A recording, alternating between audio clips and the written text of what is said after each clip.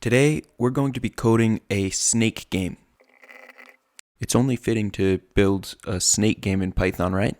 So first, it imports the necessary packages, pygame and random. You'll notice it initializes the pygame operation and then creates a window that's 600 by 600. The screen is the window size.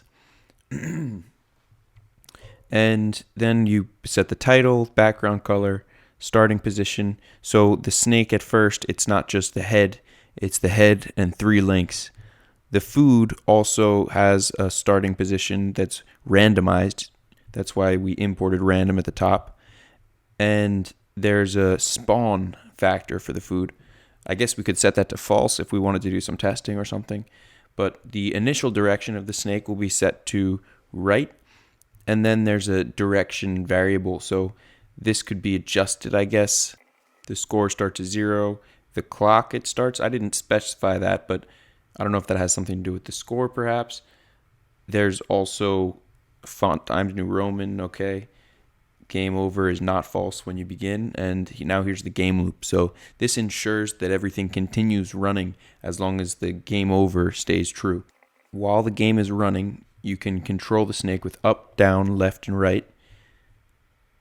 And if you press these buttons, it adjusts the change to, that sets the direction. It's interesting. These focus on the snake's position 0. These focus on the snake position 1. I'm not sure why. It conked out here. We got quite a bit of code. That looks like, I don't know, 50, 60 lines. Wow, 88 lines. And we can ask it to just continue from here. That's been the most effective way. So you specify where you want it to continue from, and then it doesn't start the whole thing over again. It's fast, but you still want to optimize the time. You don't want it repeating itself so much. And there's a lot of other people trying to use this, so bogging down the system more than necessary really isn't doing anyone good. I like to think that even though we're building these really simple apps that aren't actually going to contribute anything to the world, we're still training the system about what output we're looking for. Perhaps it's learning and it's realizing that it gave it to us wrong the first couple times, and after we work with it a few times, it realizes the input that we were actually looking for. Now we've installed Pygame, we should be able to run it and see what happens. Wow, we got the game. So far nothing's happening, but let's try again. Wow, I just copy and pasted the entire thing into here, and it said the code is mostly correct, but there's one issue. Let's see if they got it right. It says it was stuck in an infinite loop. I don't really understand the details of the problem, but we're still not running. Finished with an exit code of 0 again. I think we're going to have to start from scratch. Let's try this prompt. Write the most efficient main.py file for a functional game of Snake. I wonder what the difference is of a basic outline versus the full game. Too many requests in 1 hour. Well, I'm going to go have a snack and come back to it later. Can you be addicted to writing code with ChatGPT? I think I am. I got that restriction that I had too many requests in an hour, but I couldn't stay away.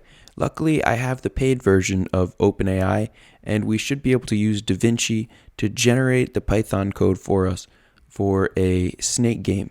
Let's see what we can do. Okay. So it's getting started immediately, and it's not in the other form that ChatGPT gives it to us in, but we will be able to copy and paste this into our PyCharm file. And so it's nice because it probably won't be able to get through the entire game in one go. We set the max length. All of this code will likely cost a couple cents. If done. I wonder if this is complete. We have quite a lot here. Let's copy it. Command all, command paste. This is the biggest program we've had so far, 143 lines. There are 2 errors, but not installs. Let's see. Color equals green. Okay, now we copy this, paste it in here, and run it.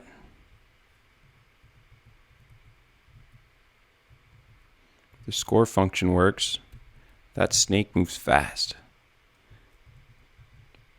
we're not able to loop the game for some reason. I'm not much of a gamer. I'm trying to test this game, but we're going to have to get some more points in order to see the snake get longer. And I definitely can tell we're getting some apples or whatever the snake is eating added to the end of it. It's certainly getting a little bit longer. Such tiny squares, though, it's hard to tell. This might be the first game we made that's actually kind of fun. Really shouldn't be able to go back and forth like this. If you hit yourself, you should probably die as a snake. But this game's more realistic. The snake wouldn't eat itself. It would just go under itself or over itself, right? The more realistic concern is keeping itself from getting in a knot. Well, I think we've demonstrated the snake game works, and also that this OpenAI works pretty well too. Let me know if you guys have any trouble using this playground, if you want to use it instead of ChatGPT because you are addicted and you input too many queries within the time frame, you max out the hourly limit. Anyway, if you need instructions on how to get going with this, let me know and I'll make that video for you. Peace.